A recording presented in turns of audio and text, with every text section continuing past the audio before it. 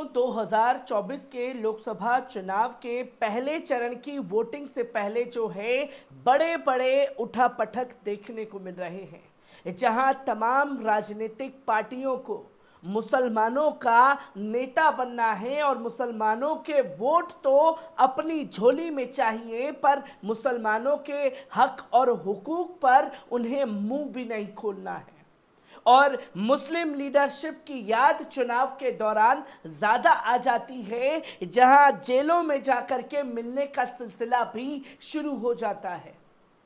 पर ऐसे में जब इंडिया गठबंधन मजबूती से भारतीय जनता पार्टी से मुकाबला करने के लिए तैयार है और जमीनी स्तर पर तमाम कवायदें तेज हो रही हैं, तो वहीं अखिलेश यादव की रणनीति के चलते इंडिया गठबंधन में भी सेंध लग सकते हैं, जिसका खामियाजा इंडिया गठबंधन को भुगतना पड़ सकता है। और ये मैं नहीं बल्कि खुद अखिलेश यादव से जुड़ी पार्टी जो है ये ऐलान खुल करके कर चुकी है, जहां जनवादी पार्टी सोशलिस्ट ने खुल करके अखिलेश यादव के ऊपर ये आरोप लगाया है कि वो भारतीय जनता पार्टी के कहने पर उम्मीदवारों को टिकट बांट रहे हैं। वो खुद भारतीय जनता पार्टी की बी टीम हो करके अपने उम्मीदवारों के नामों का ऐलान कर रहे हैं। ये नदीम अकरम नहीं, पल पल न्यूज नहीं, बल्कि खुद जनवादी पार्टी सोशलिस्ट जो इंडिया गठबंधन का हिस्सा थी, अखिलेश यादव से जुड़ी हुई थी, उस पार्टी ने ये आरोप अखिलेश यादव के ऊपर लगाए हैं। और खुले तौर पर अखिलेश यादव को धमकी दी गई है कि अगर आपने मुस्लिम उम्मीदवार दिया तो हम भारतीय जनता पार्टी को सपोर्ट करेंगे। ये मुस्लिम समुदाय की तरफ से धमकी नहीं, बल्कि खुद यादव समाज की तरफ से ये बड़ी धमकी दी गई है, जो कि आप साफ तौर पर स्क्रीन पर देख सकते हैं, जिसके सामने आने के बाद खलबली मच गई है कि आखिरकार एक तरफ मुस्लिम बहुल क्षेत्र पर जम करके मुसलमानों के टिकट काट करके यादवों को, अपने परिवार के लोगों को चुनावी मैदान में उतारा जा रहा है, जहां मुसलमान खुल करके अखिलेश यादव के इस फैसले का स्वागत कर रहे हैं और उनके उम्मीदवार को गले भी लगा रहे हैं। पर यादव समाज को कोई मुस्लिम उम्मीदवार नहीं चाहिए, जो कि चुनाव से पहले ये बड़ी कला जो है समाजवादी पार्टी की सामने आई है, जिसे टाइम्स ऑफ बीएसपी ने सोशल मीडिया पर लोगों के सामने रखा और बताया कि यादव समाज का अखिलेश यादव को चेतावनी है कि अगर मुस्लिम उम्मीदवार दिया तो करेंगे बीजेपी का समर्थन। और इस ट्वीट को आगे करके जाहिर सी बात है कि सेंधमारी करने की कोशिश बहुजन समाज पार्टी की तरफ से भी है। तो वहीं एक और मीडिया का स्क्रीनशॉट आप स्क्रीन पर देख रहे हैं, जहां उसने भी यही दावा किया और आईबीए ने ब्रेकिंग न्यूज करके ये बताया कि मुस्लिम उम्मीदवार देने पर यादव समाज ने बीजेपी को समर्थन देने का ऐलान किया है। और फिर यूपी तक का एक स्क्रीनशॉट आपके सामने, जहां साफ तौर पर लिखा गया है कि लोकसभा चुनाव से पहले अखिलेश यादव को मिला एक और बड़ा झटका,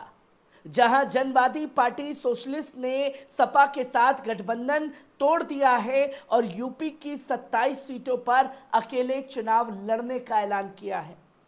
और क्यों ये फैसला पार्टी की तरफ से लिया गया है? क्योंकि अखिलेश यादव ने पहले तमाम उम्मीदवारों को आश्वासन दिलाया कि वो इंडिया गठबंधन से उन्हें चुनावी मैदान में उतारेंगे, पर रातों रात उम्मीदवार जो हैं वो चेंज कर दिए जाते हैं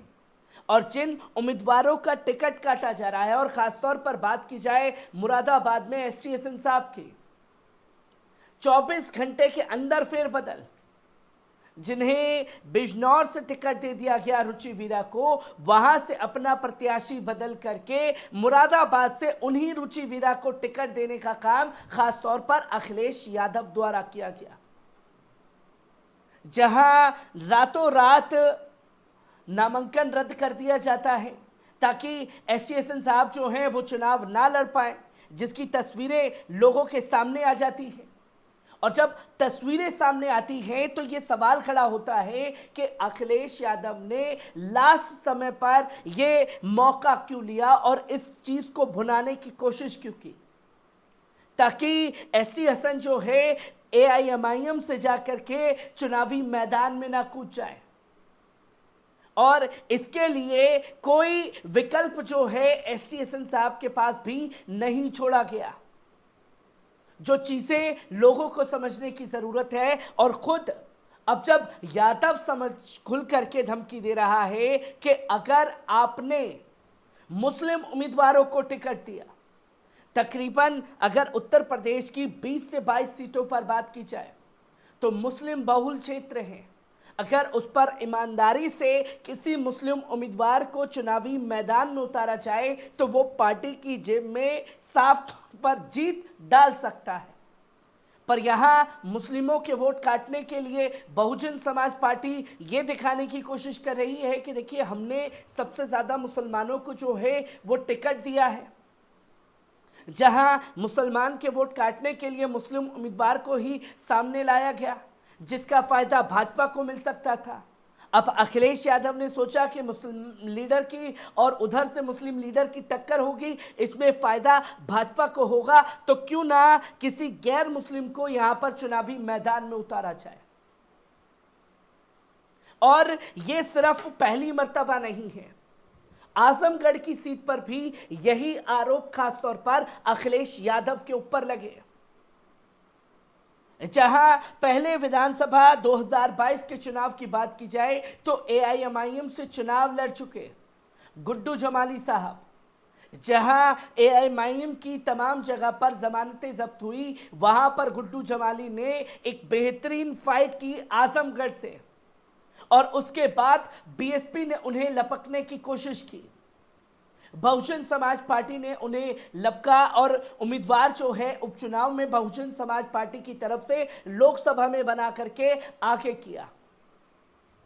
और फिर समाजवादी पार्टी जो है गुड्डू जमाली के साथ आते हैं और गुड्डू जमाली को आश्वासन दिया जाता है कि टिकट जो है वो आपको दिया जाएगा। और फिर आजमगढ़ में जो उनके परिवार के हैं धर्मेंद्र यादव जी,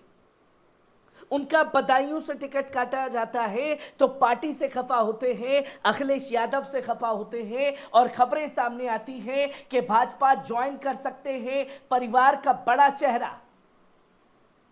और फिर उन्हें आजमगढ़ से टिकट देने का ऐलान कर दिया जाता है, गुड्डू जमाली का टिकट वहां से काट दिया जाता है। जहां मुस्लिम बहुल क्षेत्र में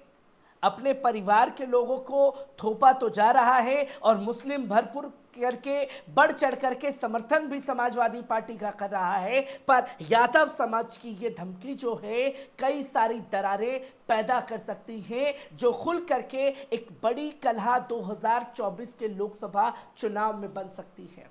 हर एक खबर की बारीकी से जानकारी आप लोगों के साथ साझा करता रहूंगा। दीजिए इजाजत।